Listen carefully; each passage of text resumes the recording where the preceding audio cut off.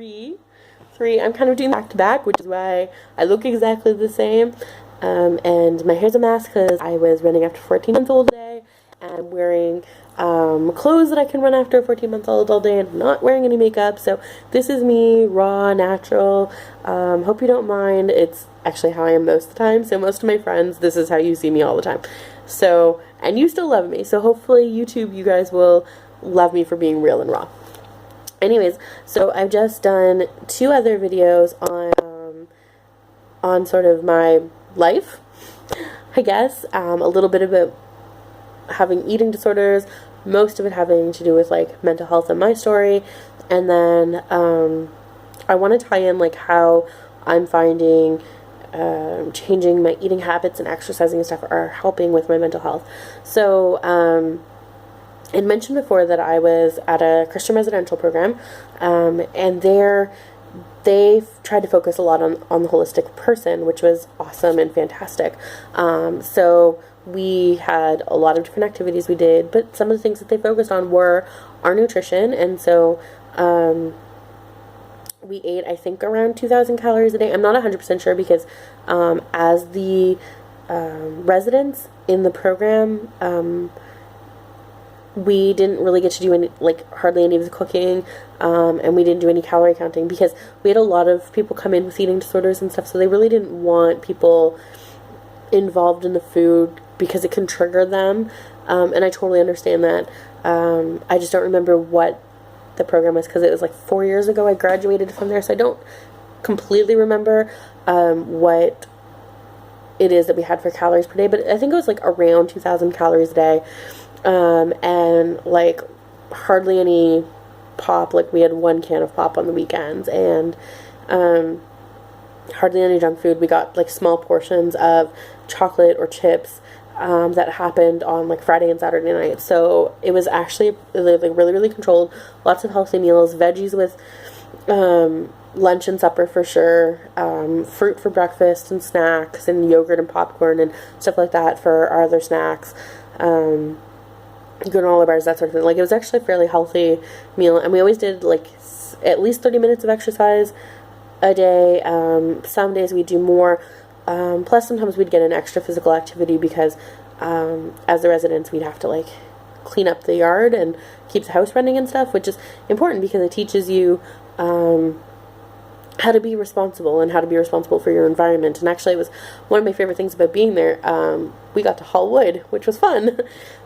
Not so much when it felt like it was minus 40 and you were standing in a wind tunnel, but it made you feel strong and powerful when you were doing it and you did it and you completed it and you got to the end of the day and you were dog tired because you had been doing physical labor all day, but you felt like you got something accomplished. So that was good.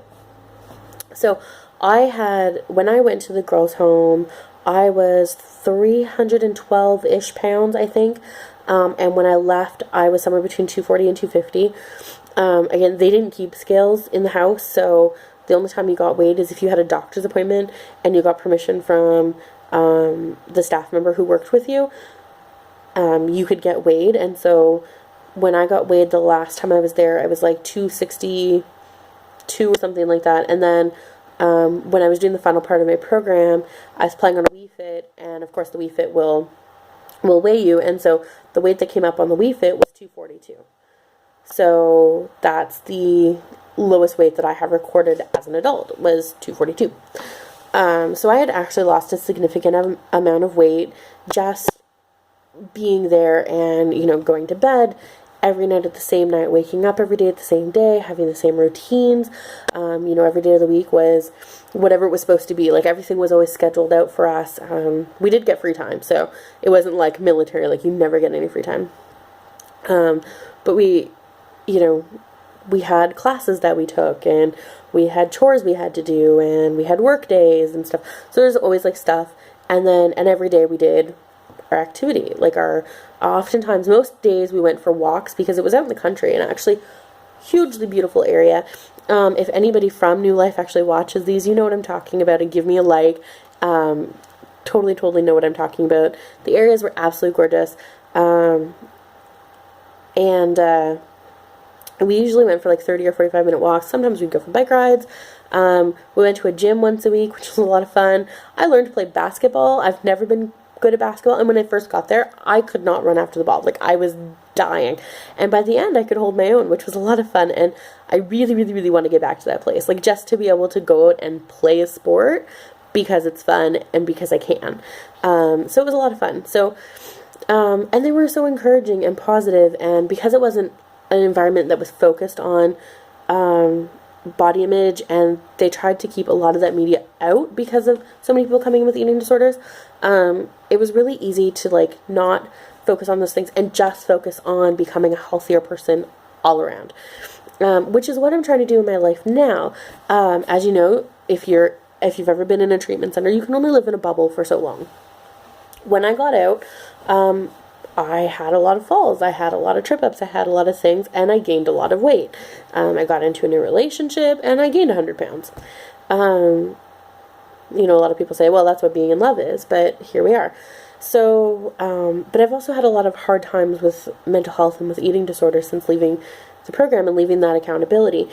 And in the last year-ish, I've really been trying to gather information and make small changes and do the things that I need to do to make me healthy. Because on my wedding day, I weighed like 355 pounds, and I was so unhappy with myself. And while I felt beautiful for, you know, the way I looked, and this beautiful dress that had been given to me as a gift, and my hair was all done up and everything, and I felt beautiful, I felt like a princess, but I still wasn't happy with myself, and I still didn't feel good about myself. And then we went to Disney for our honeymoon, and I hated it because I was in so much pain trying to walk around Disney that I actually had to get a wheelchair, because as some of you know, I have a knee injury, but because of all the extra weight I'm carrying, I had to get a wheelchair because I couldn't walk around Disney, and I was getting sick and nauseous, and I almost fainted because of the heat. Like, I just was so unhealthy. And when I came back from Disney, I was like, you know what, this is crazy, this is enough, like, I need to make some changes. And so there's been lots of ups and downs, and a lot of like, I'm going to try this diet and that diet, and I'm going to change this, and I'm going to do that, and so there's been a lot of ups and downs. But in the last like couple months, it's been more focused. It's been more like, I need to work on my nutrition. I need to work on exercising every day. And I've noticed that the days that I don't exercise, I feel kind of crabby, and I feel tired, and I feel not like myself, and it's becoming one of those things that is one of my wellness tools. If you have mental health or have ever had an eating disorder, you'll often hear in therapy, like, they talk about wellness tools that you can have. Exercise is becoming one of my wellness tools, a way to deal with stress, a way to deal with anxiety, a way to deal with powerful emotions I don't know how to deal with. And doing these videos actually kind of helps with that too. And so exercise is becoming very important, and I like the way I'm feeling. I'm starting to be able to do things more. I have a couple non-scale victories in terms of like, I can walk up and down stairs, which has been hard since I hurt my knee, and it's been getting better and better. The other day, I did some cleaning down on my hands and knees. I haven't done that in a long time. In fact, anything that requires you to get down on your hands and knees, I can't do. I swept my house the other day. Normally, I get my husband to sweep the house because my back hurts too badly, and my knee hurts too badly. And these aren't excuses. These are like, literally, I'm in so much pain that I want to cry. And I was able to do it. And that's because I'm upping my fitness. I'm either going for walks or doing the Beachbody workouts, or finding other workouts online, like whatever it is, whatever appeals to me sort of that day. These are the things that I'm doing. I'm also trying to focus on my nutrition, which is really hard because of the polycystic ovarian syndrome that I have, which, for those of you who don't know, polycystic ovarian syndrome can actually play into mental health. It can create rage, actually, and mood swings and stuff like that. So if you have any questions sort of about like your health and your mental health and you're a little bit concerned, I would definitely look into whether or not, like, I would talk to your doctor about whether or not your hormones could be contributing to what's going on mental health wise. So that's been a big thing for me. So then eating is important, like too many carbs, and I'm having sugar crashes, which is making me irritable. Too much sugar is doing the same thing. So I'm having to try and like dial in my nutrition and have my husband keep me accountable, which I hate because none of us like to be told what to do or how to do it. None of us like to be told, you can't have that chocolate bar. When you're like, you know what? That's what I want and that's what I'm going to have. I have my own money. I'm going to buy it. You can't stop me. But my husband's really been awesome at being like, you know what? You're on a journey and I want to support you. And, you know, you'll feel better if you put that down. Like, let's go find a healthy alternative to your chocolate craving or to your ice cream craving or to your chip craving. And if you have polycystic ovarian syndrome, you've probably had some severe carb cravings if you're anything like me. And also if you're on any mental health medication, I know Seroquel is really bad for this. Seroquel created a lot of weight gain. In fact, some of the weight gain that I have, 25 pounds, at least 25 pounds of weight gain that I gained was because of Seroquel. So, and it gave me intense carb cravings. So, all that to say, these things are helping me stay more balanced. They're helping me to sleep better. I don't have to take sleep meds anymore because I'm exercising and I'm eating healthier and I'm drinking lots of water. So now I'm in a natural sleep rhythm again. My moods are improving from it. So these are all positive things. So I really, really encourage you, if you can, even 5 minutes a day, just get a little bit of exercise and maybe try to change like one thing a week or every 2 weeks or every 3 weeks or every month that can make you healthier. If you'd like to hear more about that, please like, subscribe, comment.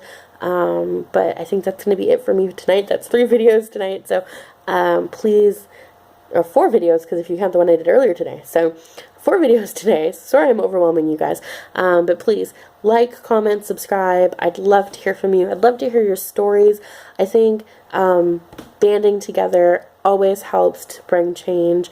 So let's bring change, end stigma to mental health, and let's just get healthier together. Let's be on journeys together to get healthier. Mind, soul, body, spirit, whole 9. Let's just do it together. All right. Love you guys. I hope you're all doing well. It's the weekend. It's Friday night. Well, technically it's 12:09, so it's Saturday morning. So, you know what? Happy weekend. Hope you all have a fantastic time and take care. Love you guys.